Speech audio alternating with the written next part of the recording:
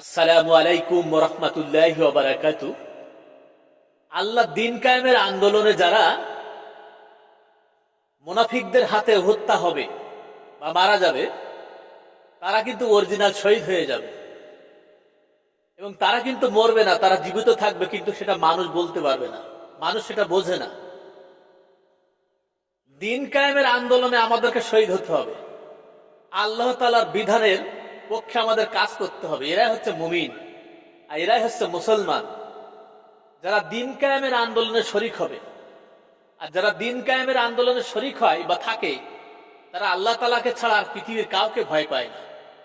এটা আমাদের ভাবতে হবে। আর যারা তাদেরকে মারছে, তারা পৃথিবীতে লাঞ্ছিত হবে এবং কাল কিয়ামতের ময়দানে আখিরাতেও তারা লাঞ্ছিত হবে, এটা মনে রাখবেন। অবশ্যই কোরআনের পক্ষে থাকতে হবে, দিন কায়েমের আন্দোলন করতে হবে, আল্লাহর জমিনে যেন দিন প্রতিষ্ঠিত হয় সেই কাজ করতে হবে আমাদেরকে।